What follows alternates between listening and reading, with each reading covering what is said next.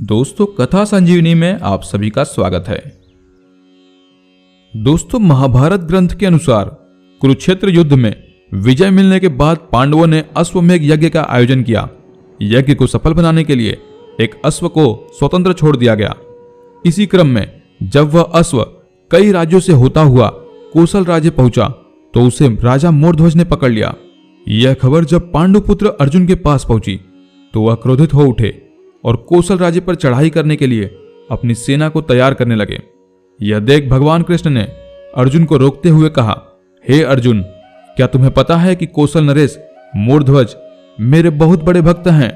इतना ही नहीं, वो युधिष्ठिर के समान धर्मपालक, भीमसेन के समान बलशाली, तुम्हारे समान कुशल धनुर्धर, नकुल के समान सुंदर और सहनशीलता में सहदेव के समान हैं। इसलिए उन्हें तुम युद्ध में आसानी से पराजित नहीं कर सकते। कृष्ण की मुख से मोरध्वज के लिए ऐसी बातें सुनकर पहले तो अर्जुन को विश्वास नहीं हुआ। फिर उसने कहा, हे नारायण, आप कह रहे हैं तो मैं मान लेता हूं, लेकिन मैं मोरध्वज से मिलकर खुद उसके इस व्यक्तित्व को देखना चाहता हूं। उसके बाद श्री कृष्ण ने कहा, ठीक है, लेकिन मैं जैसा कहूंगा वैसा तुम्हें करना होगा। भगवान कृष्ण की बातों को अर्जुन ने स्वीकृति देते हुए कहा, जैसी आपकी आज्ञा। उसके बाद श्री कृष्ण ने अपनी माया से अर्जुन को सिंह बना दिया और खुद एक ब्राह्मण का वेश धारण कर लिया। फिर दोनों कौशल नरेश मोरध्वज के दरबार में पहुंचे।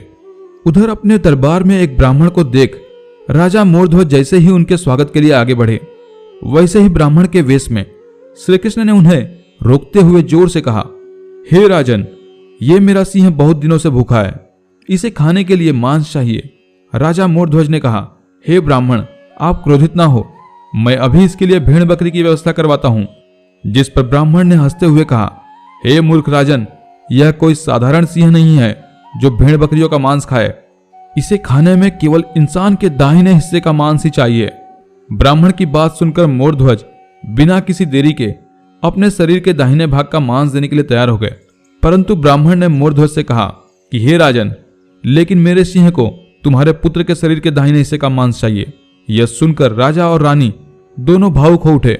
उसी समय राजा मोरध्वज का बेटा राजकुमार ताम्रध्वज दरबार में प्रवेश कर रहा था।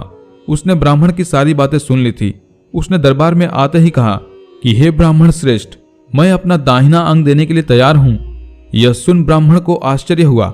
फिर ब्राह्मण ने एक और शर्त रखते हुए कहा कि राजकुमार ताम्रध्वज के आधे अंग को काटने के लिए राजा और रानी दोनों मिलकर आरी चलानी होगी।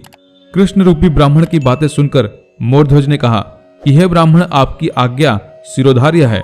उसके बाद राजा ने सेवकों से तत्काल आरी लाने का आदेश दिया। राजा की आज्ञा पाते ही सेवकगण तुरंत आरी ले आए।